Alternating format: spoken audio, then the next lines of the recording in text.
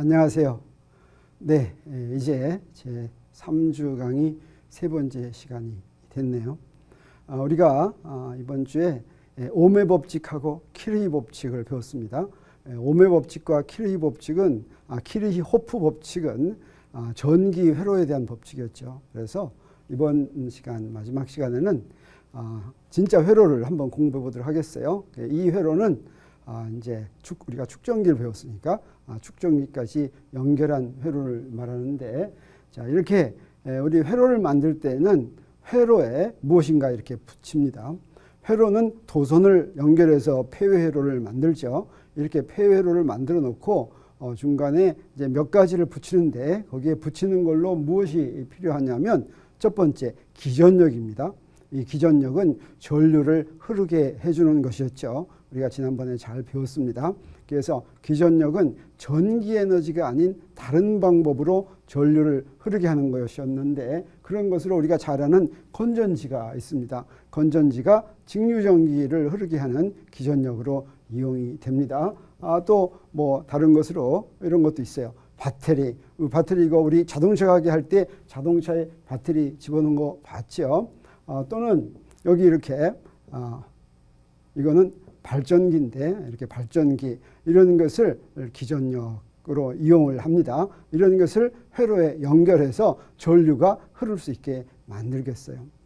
이제 우리 회로 문제를 공부하려면 이런 것들을 연결한 것을 알기 쉽게 표시하는데, 이것을 기호로 어떻게 나타내냐면, 기전력의 경우에는 전에 잠깐 얘기를 했죠. 막대기 두 개인데 막대기 두 개가 이렇게 크기가 다르면 이게 바로 기전력을 표시하는 부호다라고 하는 거죠.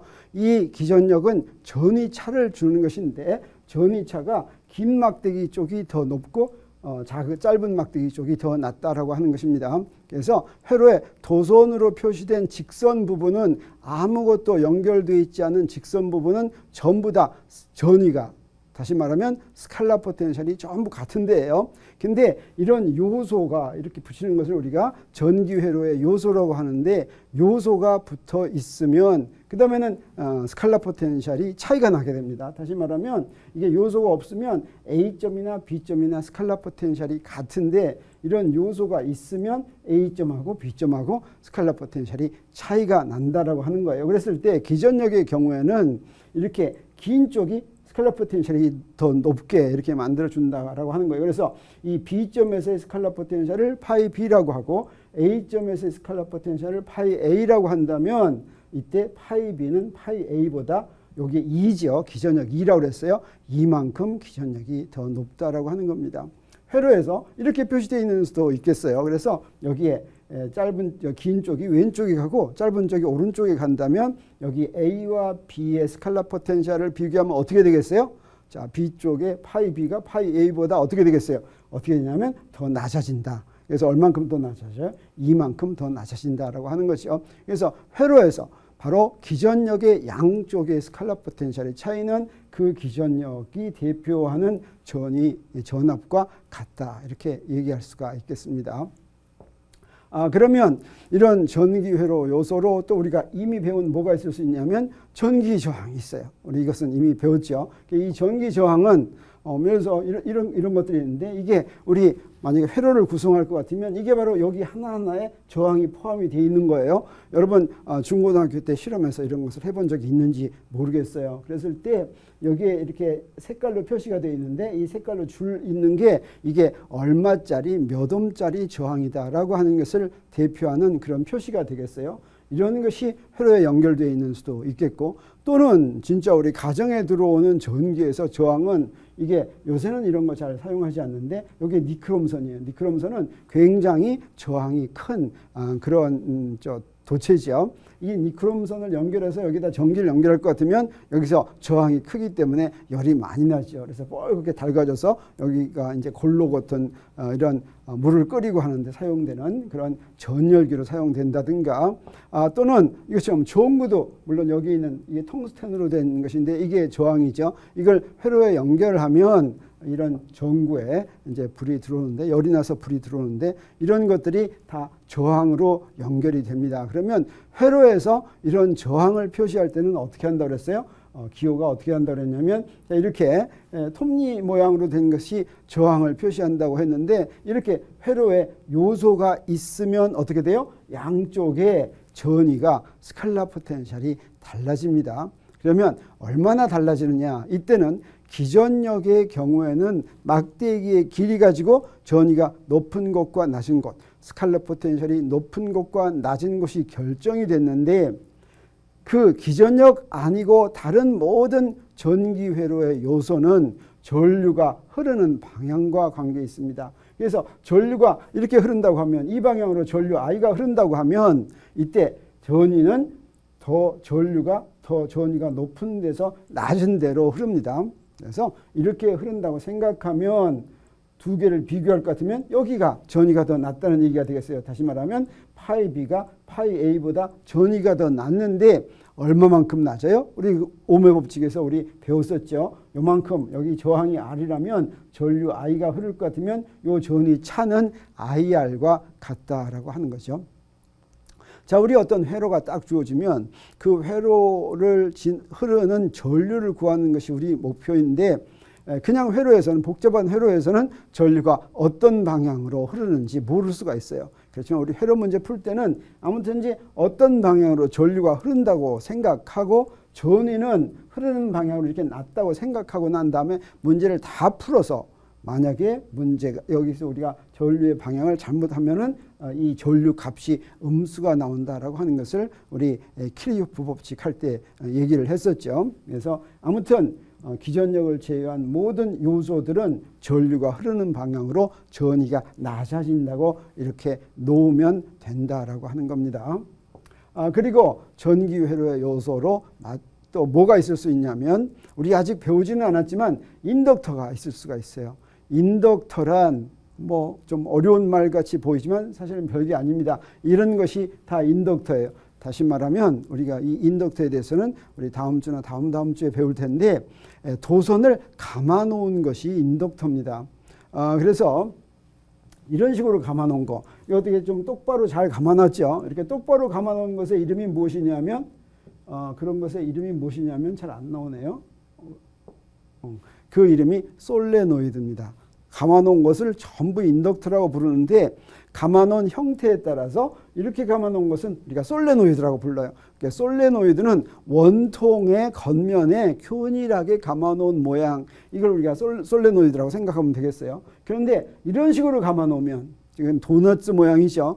도넛 모양으로 이렇게 코일을 도선을 감아놓은 것은 우리가 뭐라고 부르냐면 토로이드라고 부릅니다. 이것도 인덕터고 이것도 인덕터예요. 그래서 이건 인덕터 중에서 솔레노이드, 이것은 인덕터 중에서 토로이드. 아무튼 아무렇게나 감아놓으면 그냥 인덕터 이렇게 얘기하면 좋겠죠. 그래서 이런 인덕터로도 회로를 이렇게 만들 수가 있는데 그냥 직류가 흐를 경우에는 그냥 변하지 않는 전류가 흐를 때는 이런 인덕터는 연결 하나만 합니다. 그냥 도선 연결하는 거나 마찬가지예요. 근데 앞으로 우리가 배우겠지만 흐르는 전류가 변하면 이 인덕터가 무슨 역할을 합니다. 그건 우리가 앞으로 배울 예정이에요. 그런데 이 인덕터는 어떻게 표시하냐면 기호로 표시하는 걸 보면 이렇게 표시합니다.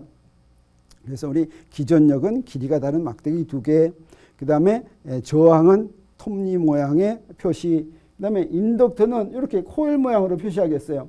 그래서 이 인덕터는 우리가 앞으로 배우겠지만 이 인덕터가 대표하는 양이 뭐냐면 인덕턴스예요. 인덕턴스가 L이라고 하면 그때도 여기 인덕터 양쪽, 이 인덕터 양쪽은 전위차가 달라집니다. 그래서 그냥 도선이 아니고 뭔가를 붙이면 양쪽의 전위차가 달라져요. 이 전위차도 마찬가지로 전류가 이쪽으로 흐른다고 가정을 하면 이쪽보다 이쪽이 전류가 더 낮아지게 되겠어요. 그래서 얼마만큼 낮아지냐면 그 낮아지는 것은 이렇게 낮아져요. 마이너스 L dt분의 di만큼.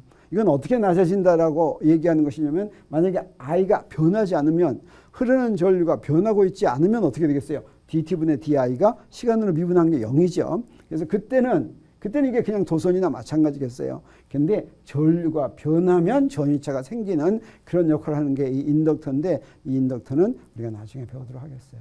그리고 마지막으로 그 요소가 지금 이번 주에 배운 축전기가 되겠습니다. 이 축전기는 뭐 우리 배웠지만 이런 거 평행판 축전기, 도체 두 개를 이렇게 나란히 한 것을 우리가 평행판 축전기라고 할 수가 있어요. 이런 평행판 축전기라든가 또는 이거 가변 축전기인데 전에 라디오에 이런 게 붙어 있었어요. 전에 큰 라디오에 보면 라디오의 볼륨 조절할 때 이런 가변 축전기로 이제 볼륨을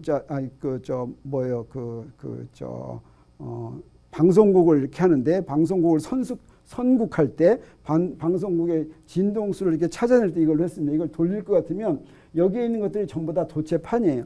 도체판과 도체판이 겹치는 부분이 달라질 것 같으면 이게 전기 용량이 달라져서 어떤 역할을 하냐면 이게 어떻게 겹치냐에 따라서 흐르는 전류가 전기 용량이 달라지고 그러면 또 여기에 흐르는 전류가 달라지는 그런 역할을 하는 것인데 이런 축전기를 연결시켜 주더라도 이게 이제 그 전위차가 달라집니다. 사실 이게 직류 전원에 연결시켜 놓고 오래 기다릴 것 같으면 이건 뭐나 마찬가지예요. 이거 지금 도선이 끊어졌죠. 도선이 끊어졌으니까 더 이상 전류가 흐르지 않지만 이런 축전기는 어떤 경우냐면 처음에 스위치를 넣기 시작한다든가 스위치를 끊는다든가 할 때는 여기가 비록 끊어져 있다고 하더라도 이 축전기의 두 도체판의 전하가 대전되기 때문에 잠시 동안 전류가 흐릅니다. 그러면 이때 양쪽에 전위차가 생기게 되겠어요. 이 전위차도 우리 어떻게 생각하냐면 전류가 이쪽으로 흐른다고 이제 생각을 하고 미리 정해주고 그러면 어떻게 돼요? 전위가 항상 이쪽이 이쪽보다 더 높게 됩니다. 그래서 전류는 더 흐르는 쪽으로 전위차가 낮아지게 됐어요. 그러면 얼마만큼 낮아지냐 하는 것은 우리 전에 배운 것처럼 C분의 Q만큼 낮아집니다. 두 도체판 사이의 전위차가 바로 C분의 Q였죠. 또는 Q는 CV였죠. 그래서 C분의 Q만큼 낮아진다라고 하는 거죠. 만약에 여기에 도체판에 전하가 하나도 대전되어 있지 않으면 전위차 없습니다. 대전되면 대전될수록 전위차가 점점 더 많아진다. 이렇게 얘기할 수가 있겠어요. 이런 네 가지의 요소를 회로에 붙여가지고 회로로 하여금 여러 가지 작용을 또는 여러 가지 활동을 하게 만드는 것이 전기 회로라고 할 수가 있겠습니다. 그래서 축전기에 대해서 우리가 배운 것을 한 번 더 간단히 복습을 한다면 우리 전기 용량이 C인 축전기에 전하 Q가 대전되면 축전기 양단의 전위차는 델타 파이는 C분의 Q다. 그래서 아까 우리 회로에서 C분의 Q만큼 전위차가 차이나게 만들었었죠. 이랬을 때 우리가 축전기에 전하 Q가 대전되어 있다라고 하는 얘기는 무슨 얘기냐면 우리 도체판이 두 개 있으면 하나에는 Q가 대전되고 다른 하나는 마이너스 Q가 대전되죠. 그래서 축전기 전체에 대전된 전하를 다 합하면 얼마가 되겠어요? 0이죠. 그래서 축전기에 전하가 대전되어 있다고 하면 축전기에 대전된 총전하를 얘기하는 것이 아니라 축전기 한 도체에 대전된 전하를 얘기한다라고 하는 것을 여기서 우리 강조합니다. 또 이때 우리 축전기의 전기 용량이 이렇게 되는데 이 축전기의 전기 용량은 어떻게 정의되냐면 축전기의 전기 용량을 측정하려면 어떻게 측정하면 돼요? 축전기의 양쪽에 전위차를 주고 나서 전하가 얼마 대전되는지를 측정한 다음에 바로 이렇게 구하면 됩니다. 다시 말하면 대전된 전하를 전위차로 나누면 그게 바로 전기 용량이 되겠죠. 근데 이 전기 용량은 우리가 지난번에 배운 거와 마찬가지로 대전된 전하에 의존한다거나 그 두 개의 전위차에 의존하는 것이 아니라 순전히 무엇에만 의존한다고 했습니까? 그 축전기의 기하적인 구조에만 의존한다고 그랬죠. 그래서 축전기의 기하적인 구조에만 결정이 되고 그 다음에 우리 전기 용량 하면 마치 전하가 얼마나 많이 대전되나 하는 것을 나타내는 양처럼 그렇게 생각되지만 전기 용량이 최대 전하량은 아니다라고 하는 걸 우리가 알 수가 있겠어요. 자, 여기서 보세요. 여기서 이게 C가 전기 용량인데 전기 용량의 단위는 이 전하가 아니죠. 왜냐하면 여기 전화할 것 같으면 전기 용량의 단위는 뭐가 되냐면 Q를 델타 파이로 나눈 거죠.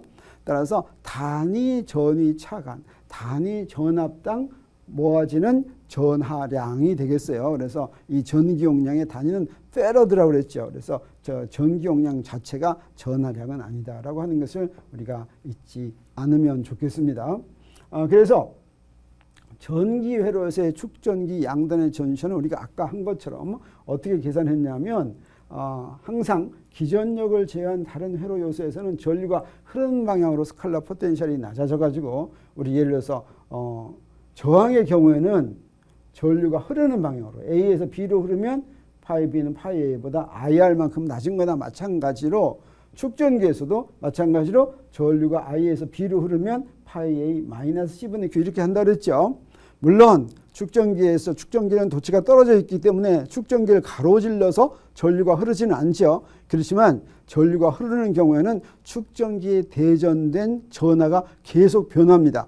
그래서 흐르고 있으면 축전기에 대전된 전하가 자꾸 바뀌는데 예를 들어서 이제 RC 회로라고 하면 이런 것을 우리가 RC 회로라고 불러요. RC 회로란 여기 기전력은 반드시 있어야 되겠죠. 그래서 기전력 있고 그다음에 여기에 저항을 연결시키고 그다음에 여기다가 이제 축전기를 연결시켰어요. 그래서 여기에 이걸 갖다가 스위치를 닫으면 어떻게 되냐면 닫으면 여기는 지금 아무것도 없었어요. 아무것도 없는데 전류가 흐르기 시작합니다. 전류가 흐르기 시작하면서 여기에 전하량이 점점점 커지겠어요. 그러는 동안 전류가 흐르는 거예요.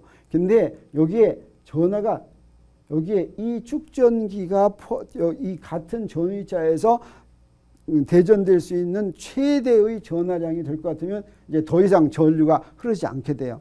그러면 어떻게 되냐? 그때는 이제 여기가 끊어져 있으니까 스위치 끄는 거나 마찬가지예요. 그래서 여기에 충분히 많은 전하량이 대전되면 더 이상 전류가 흐르지 않게 되죠.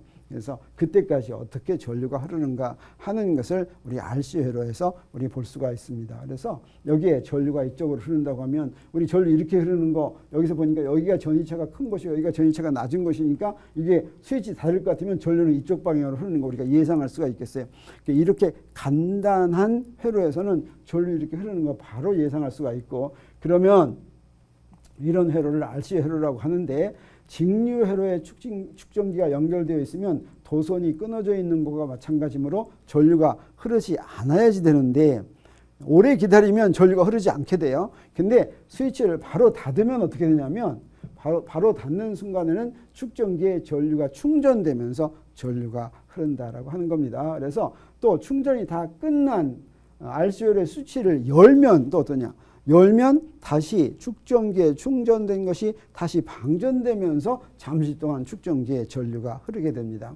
그래서 그런 것을 하는데 RC 회로에서 축전기가 충전되거나 방전되는 과정도 순간적으로 키르요프 법칙을 만족합니다. 그래서 키르요프 법칙은 순간순간 매 순간순간 만족이 되겠어요. 그래서 그때도 이렇게 잠시 동안 RC 회로에서 이제 스위치를 켜놓고 조금만 기다리면 더 이상 전류가 흐르지 않지만 전류가 흐르지 않게 되기까지 그 과정 동안에도 우리 키르요프 법칙을 적용해서 전류가 어떻게 점점 커지는가 하는 것을 알아낼 수가 있겠어요.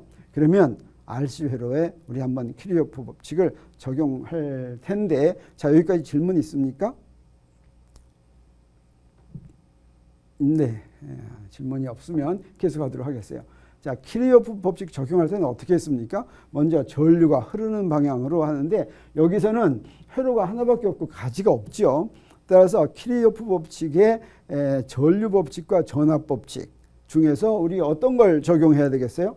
우리 어떤 걸 적용하냐면 전압 법칙을 적용하는 수밖에 없겠어요. 그래서 자, 이 방향으로 전압 법칙을 적용한다라고 하겠어요.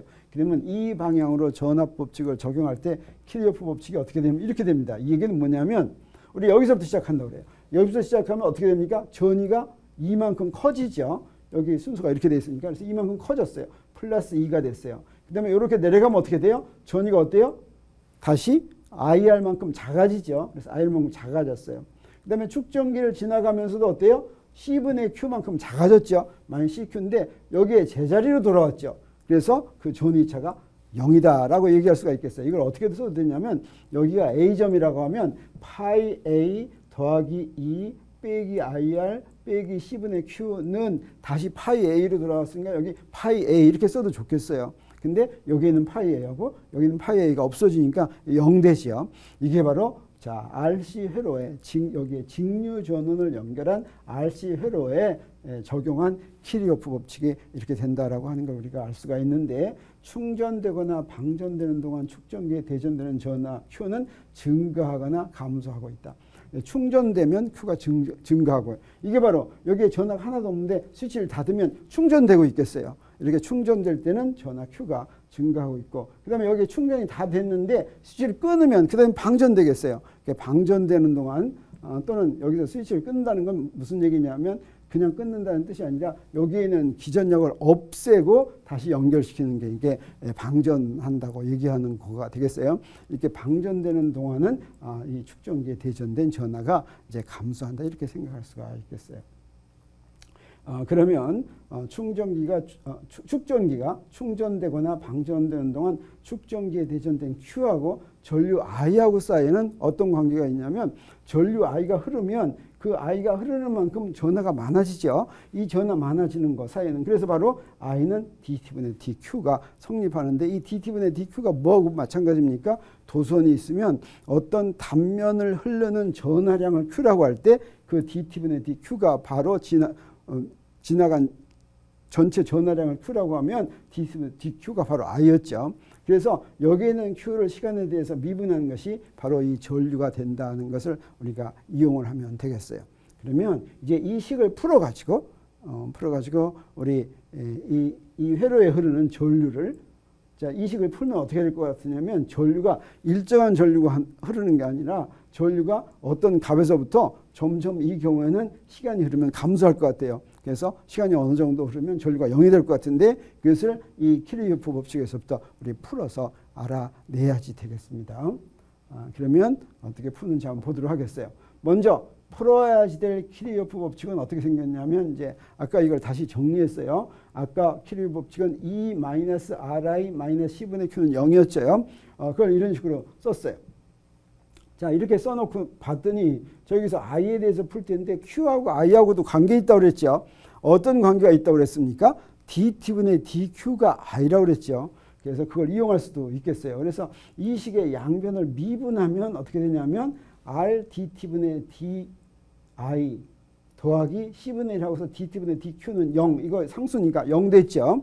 그러면 DT분의 DQ가 뭐라고 그랬어요? I라고 그랬으니까 이런 미분방 정식이 되겠습니다. 그래서 이 식을 풀면, 이 미분방 정식을 풀면 RC 회로에 흐르는 전류를 구할 수가 있겠어요. 또 무엇에 대한 미분방 정식도 만들 수가 있냐면, 사실은 I가 뭐가 같다고 그랬어요? DT분의 DQ가 같다고 그랬죠. 그래서 I 대신에 DT분의 DQ를 집어넣어도 되겠어요. 여기에는 I 대신에 DT분의 DQ를 집어넣으면 이건 Q에 대한 미분방 정식이 나오죠. 그래서 먼저 Q를 구한 다음에 그것을 시간에 대해서 미분하면 이것을 풀어서 나온 I와 마찬가지가 되겠어요. 그래서 우리 어떤 식을 먼저 푸냐면, 그 식을 한번 먼저 풀어보죠. 두 번째 식을. 근데 두 번째 식이 미분방 정식인데, 우리 미분방 정식을 지금까지 풀 기회가 없었죠. 우리 1학기 때는 뉴턴의 운동법칙을 풀면서 미분방 정식을 풀었었어요. 미분방 정식이란 방정식에 미분이 포함된 방정식을 미분방 정식이라고 하는데, 미분방 정식 중에서도 미분이 1차 미분만 들어가 있으면 1차 미분방 정식이라고 하는데, 1차 미분방 정식은 간단히 적분으로 풀 수 있는 경우가 많습니다. 1차가 아닌 2차 미분방 정식부터는 미분방 정식의 풀이법을 따라야지 되지만, 1차 미분방 정식은 간단히 적분만으로도 풀 수 있는 경우가 있는데, 전부 다 적분만으로 풀 수 있다는 게 아니에요. 적분만으로 풀 수 있는 경우도 있는데, 어떤 모양으로 되어야지 되냐면, 우리 미분이 있으면 여기에 아까 미분방 정식에는 DT분의 DQ가 있었죠. 그러면 양변에 DT를 곱해요. 그러면 DT분의 DQ가 되는 게 아니라 미분만의 식이 되는데, 그렇게 미분만의 식이 됐을 때 DQ 앞에는 Q의 함수만 있어야지 됩니다. DT 앞에는 T만의 함수만 있으면 그때 적분방 정식으로 풀 수가 있어요. 만약에 여기에 F, Q의 함수도 있고 T 함수가 섞여 있으면 이거 풀 수 없어요.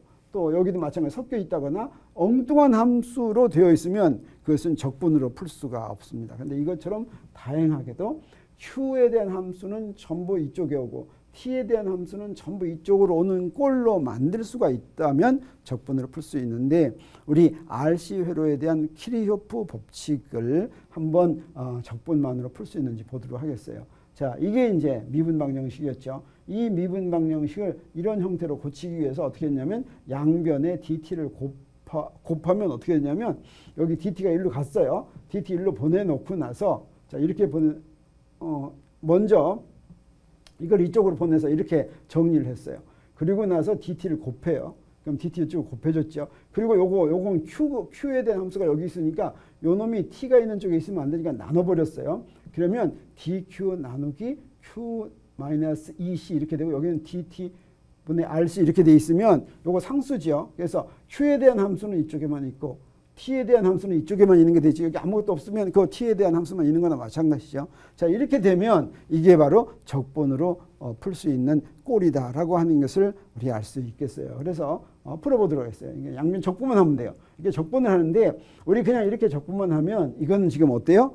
정적분이 아니라 부정적분이죠. 부정적분은 정해진 숫자가 아니기 때문에 여기에 등호를 붙일 수가 없겠어요. 그래서 이 식은 아직 등호가 성립하지 않지만 여기다가 정적분을 만들 것 같으면 양쪽에 여기다 적분 구간을 정해요.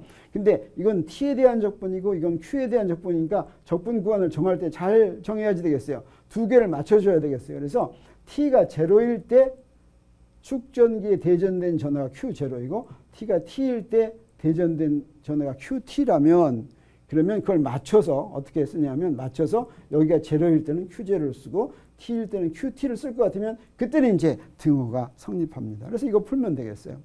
그러면 요거 두 번째 적분은 간단하게 아무것도 없으니까 그냥 t가 되죠. 그래서 여기는 마이너스 rc분의 t가 되는데 왼쪽 적분은 조금 복잡하겠어요. 이건 뭐예요?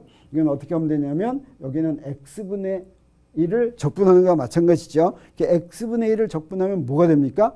로그 x가 되죠. 우리 그걸 이용하겠어요. 그 다음에 요거 전체 q-2c를 q자리에 집어넣어요. 이거는 q-2c로 변수 변하는 거나 마찬가지가 되죠. 여기다 집어넣어야지 되겠어요. 그래서 이걸 적분하면 우리 좌변을 적분하면 어떻게 되냐면 요거 적분하는 것은 요 전체의 로그가 되겠어요. 로그 한 다음에 q0에서 qt까지니까 이건 어떻게 되냐면 자, 요걸 집어넣은 거 qt-2c 빼기 요거 집어넣은 건데 로그에 빼기 하면 이렇게 분수가 되죠. 그래서 이렇게 됐어요. 그러면 이건 뭐와 같으냐면 아까 구해놓은 거 마이너스 rc분의 t다라고 나오게 되겠어요. 그러면 로그라고 하는 건 뭐냐면 여기 밑이 2입니다. 요거 자연대수는 밑이 2인데 요 밑이 2에다가 요거 승을 하면 요게 된다는 거죠. 그걸 이용할 것 같으면 우리 이용해서 정리할 것 같으면 바로 이렇게 되겠어요. 그래서 2에 마이너스 rc분의 t 승하고 요 앞에 이거 이렇게 곱하고 이렇게 되겠어요. 그래서 이걸 좀 정리하기 위해서 뭘로 정리하냐면 요게 있는 걸로 정리할 것 같으면 여기다 요게 있는 걸 앞에 빼게 되겠어요. 그 다음에 그거 없는 항을 이렇게 나오게 되겠어요. 자, 이런 식으로 정리할 수가 있게 되겠어요. 이게 바로 RC 회로의 그 축전기에 대전된 RC 회로 문제를 키르호프 법칙으로 풀어서 축전기에 대전된 전하를 우리가 구하는 것이다. 이렇게 얘기할 수가 있겠어요. 근데 대개의 경우에는 어떠냐면 스위치 닫을 때 축전기에 대전이 이미 되어 있습니까? 안 되어 있습니까? Q0라는 것은 T는 0일 때 축전기에 대전된 전하겠어요. 그래서 T는 0일 때는 축전기에 대전된 전하가 없죠. 그래서 Q0를 0라고 놓을 수가 있겠어요. 그러면 이 항이 없어지죠. 그러면 그 항이 없어지면 간단히 이렇게 되는데 이게 바로 자 그래서 RC 회로에 흐르는 전류를 구하기 위해서 여기서부터 우리가 어떻게 할 수가 있냐면 이거의 풀이가 여기 이제 구했어요. 자 이렇게 구해서 이건 이제 뭘 가정합니까? Q0가 0이라고 하는 것을 우리 가정했죠. 그러면 어떻게 하면 전류가 구해지냐면 여기서부터 이것은 축전기 회로의 축전기에 대전은 전하니까 요거 한번 먼저 보면 이걸 그래프로 그려볼 것 같으면 어떻게 하냐면 1-2에 이렇게 그릴 것 같으면 이건 이런 식으로 되겠어요. 이건 뭐예요? t가 점점 커지면 이게 점점 커지면 어떻게 되냐면 마이너스에 요게 작아지니까 요 전체가 작아지게 되죠. 그래서 t가 무한대가 될 것 같으면 1에 가까이 되게 되겠어요. 그래서 오래 기다리면 어떻게 되냐면 결국 2c가 되는데 이게 바로 2c가 이게 축전기에 오래 기다리면 대전되는 전하가 되겠어요. 자, 이런 식으로 되는데 시간이 오래 흐르면 축전기에 대전되는 전하는 Q는 EC가 된다라고 하는 것을 우리 여기서부터 알 수가 있겠죠. 그리고 RC 회로에 흐르는 전류는 어떻게 되냐면 바로 이 축전기에 대전된 전하를 시간으로 미분하면 되니까 아까 그 항에서 시간으로 미분하면 바로 이게 나오겠어요. 그래서 이걸 그래프로 그리면 T가 오래 기다리면 어떻게 돼요? 0이 되죠. 0이 되고 T가 0일 때는 뭐가 돼요? R분의 2가 되겠어요. 그래서 RC 회로의 스위치를 닫으면 금방은 얼마인 전류가 흐르냐면 마치 축전기가 없을 때하고 똑같은 R2라는 전류가 흐르는데 그 전류가 작아져서 줄어들어서 어느 정도 시간이 지나면 어떻게 돼요? 0이 돼서 나머지는 이제 전류가 안 흐르게 되는 거나 마찬가지죠. 그러면 언제 전류가 안 흐르나 이걸 보면 사실은 여기에 어때요? T가 점점 커지면 이건 굉장히 작아지지만 지수함수가 0이 되려면 굉장히 오랫동안 가야 된다고 생각하죠. 근데 지수함수란 오랫동안 가야지 이제 0이 되지만 사실은 실질적으로는 약간의 시간만 흐르면 0이 되는 것으로 되는데 그건 우리가 나중에 또 공부하도록 하겠어요. 그래서 오래 기다리면 더 이상 전류가 흐르지 않는데 이때 우리 시간 상수라고 하는 걸 그 RC 회로의 풀이에서부터 구할 수가 있어요. RC 회로의 풀이를 볼 거면 여기 이렇게 되어 있는데 여기 RC가 있죠. 그러면 지수함수에 여기 뭐가 있으면 요 뭐 전체의 그 차원은 0이어야지 됩니다. 그래서 여기에 T가 시간이면 RC도 차원이 시간이어야지만 돼요. 만약에 그렇지 않으면 곤란해요. 사실은 그래서 코사인하고 세타 하면 세타도 차원이 없어요. 코사인 KX 하면 KX를 합한 게 차원이 없어요. 여기 이 익스포넨셜하고 여기 뭐가 있으면 전체가 차원이 없어야지 돼요. 진짜 그런가 볼 것 같으면 그 다음에 여기서 구한 IT도 여기 RC가 이렇게 나오죠. 진짜 구한가 보면 R과 C를 곱한 것의 차원을 우리 어떻게 구할 수가 있냐면 델타 파이는 IR에서부터 우리 R의 차원을 구하면 I의 차원분의 델타 파이의 차원 이렇게 얘기할 수가 있어요. 이건 암페어고 이건 뭐예요? 볼트 이렇게 되죠. 그 다음에 전기 용량은 여기서부터 전기 용량의 차원은 델타 파이 분의 Q 이렇게 될 수 있어요. Q의 차원 이렇게 될 수 있는데 두 개를 곱한 거의 차원은 이렇게 곱했어요. 그러면 어떻게 돼요? I분의 Q인데 I가 쿨롱 나누기 시간이죠. 그래서 시간의 차원이 되죠. 그래서 R과 C를 곱한 것의 차원은 시간의 차원과 같은데 우리 저항이 R이고 전기 용량이 C인 그런 회로 요소를 축전기와 저항을 연결했을 때 그 RC 회로에서 RC는 어떤 특징을 가지고 있냐면 우리 여기서부터 알 수가 있어요. 이 RC라는 값을 타우라고 놓으면 타우라는 건 특별한 의미를 갖는데 그래서 이런 특별한 의미를 갖는 타우를 RC 회로의 시간상수다 이렇게 부릅니다. 이 시간상수는 어떤 의미를 갖느냐면 RC 회로를 얼마나 빨리 충전시키는지 다시 말하면 충전할 때 아까 C2에 해당하는 만큼 충전되죠. 이 C라는 값에 도달하는 데 걸리는 시간이 얼마나 되는지 하는 것을 알려주는 거예요.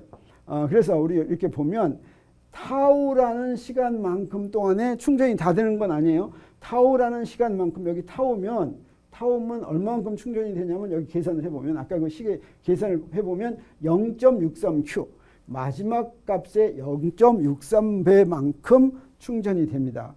그런데 여기에 T면 0.63이고 그 다음에 여기에 4타우면 시간상수의 4배면 얼마가 되냐면 여기가 4타우가 되겠어요.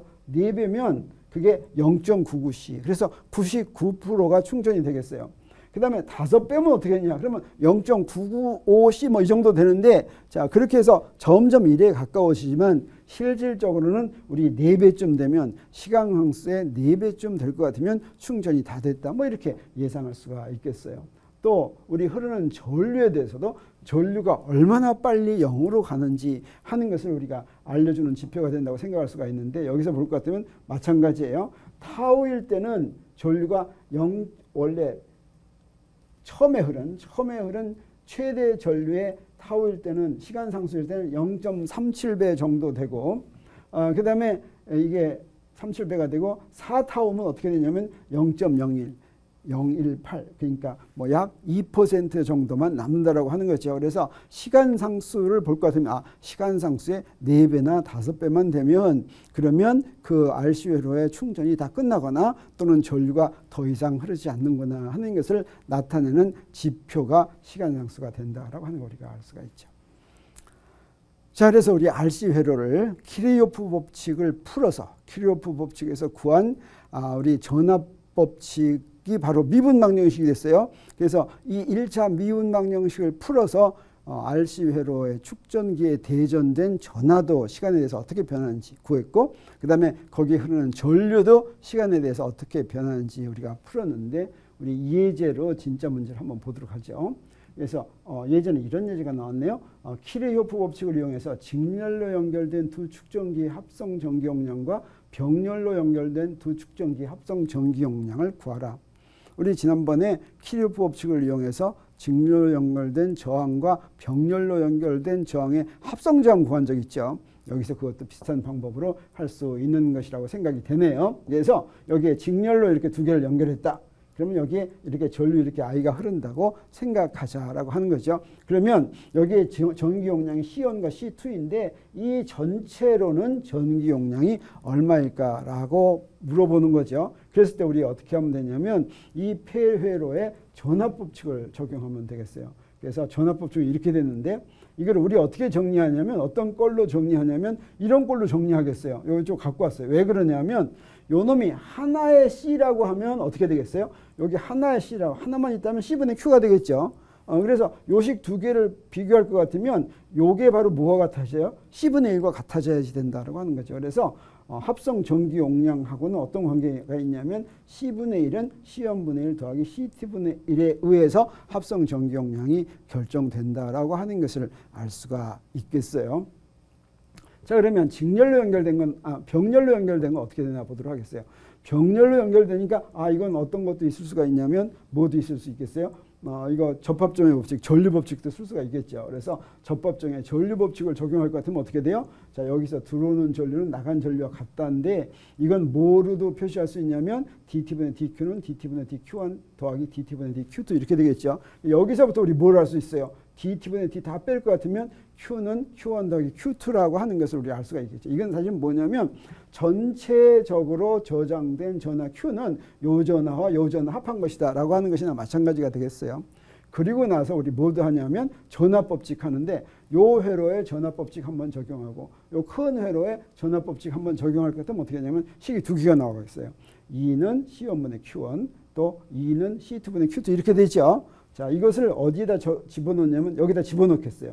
그래서 여기다 집어넣으면 우리 뭘 구해요? 여기다 대입했으니까 여기다가 바로 Q1에 Q2 대입하면 이렇게 대입하는데 이게 전체로 이렇게 되죠. 그래서 이걸 무엇하고 비교합니까? 이렇게 했을 때 이 전체가 바로 전체 합성 전기 용량이 되죠. 그래서 병렬로 연결하면 이것과 비교했을 때 뭐가 돼요? 합성 전기 용량은 두 개의 전기 용량을 더한 것과 같다라고 하는 걸 우리가 알 수가 있겠죠.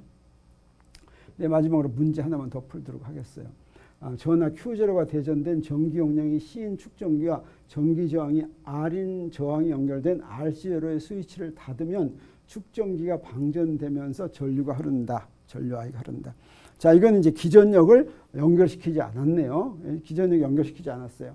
여기 이렇게 할 것 같으면 이게 방전되는데 뭘 구하라는 겁니까? 이 회로에 대한 키르요프 고리법칙을 써라. 그 다음에 방정식을 풀어서 IT를 구하라라고 하는 것이네요. 자, 이건 뭐 어렵지 않겠어요. 그 다음에 세 번째, 여기에 전기 용량과 저항이 주어지면 남아있는 전기가 2분의 Q가 될 때까지 걸리는 시간을 구하라. 이게 바로 시간상수죠. 시간상수를 구하라라고 하는 뜻이 되겠어요.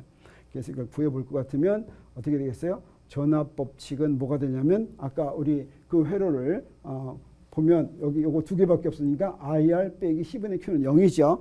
여기 뭐가 없어요. 기전력 없으니까 이렇게 됐어요. 그래서 이걸 갖다가 풀어야 될 미분막 형식은 이렇게 되니까 요거 그대로 풀면 아까처럼 이렇게 되겠어요. 그래서 이거 적분하면 정적분하면 이제 바로 풀어지는데 이렇게 정적분이 이렇게 됐죠. 똑같은 걸 다시 풀면 뭐가 되냐면 이렇게 됐는데 자 이렇게 되고 그러면 여기서 흐르는 전류는 이제 이렇게 되는 거예요. 금방 알 수가 있죠. 그 다음에 여기서 이게 될 때까지는 뭐하고 같으냐면 RC 타우 시간상수와 같으니까 시간상수 값을 구하면 45옴과 2 마이크로페라드라고 했으니까 이거 그냥 SI 단위로 표시해 주면 되겠어요. 그래서 40 곱하기 2 곱하기 10의 마이너스 6승초 하면 되죠. 다 곱하니까 8 곱하기 10의 마이너스 5승초인데 이건 80 마이크로 세컨드로 얘기할 수가 있겠죠. 이거 소문자였는데 조금 잘못됐네요. 자, 이렇게 해서 우리 제 3주 강의가 이제 다 마쳐질 것 같은데 한번 정리를 해보도록 하죠. 우리 오늘 배운 게 회로에 연결된 전기 용량이 C인 축전기의 양끝 사이의 스칼라 포텐셜 차이는 축전기의 전하 Q가 대전되어 있을 때 전류의 방향으로 델타 파이는 C분의 Q만큼 낮아진다. 그래서 항상 전류가 흐르는 방향으로 스칼라 포텐셜이 낮아진다 그랬죠. 그 다음에 RC 회로의 K 전화 법칙을 적용하면 이게 된다라고 하는 거 우리가 알았죠. 여기 앞에 R이 있는 걸 R로 나눴어요. 그 다음에 이 RC 회로에서 회로에 연결된 저항의 전기 저항과 축전기의 전기 용량의 곱, 이것을 회로의 시간상수라고 하고, 이 시간상수는 축전기가 얼마나 빨리 충전되는지 RC 회로에서 또는 얼마나 빨리 전류가 0이 되는지 하는 것을 알려주는 지표다라고 했습니다. 그래서 이번 주는 이렇게 마치도록 하겠어요. 그래서 우리 이렇게 전류에 대해서 배웠는데 사실은 이 전류가 어떤 역할을 하냐면 자기 현상을 만드는 역할을 한다고 그랬어요. 그래서 우리 다음 주에는 전류가 어떻게 자기 현상과 연관이 있는지 하는 것을 공부하도록 하겠어요. 자, 여러분 수고했습니다. 네.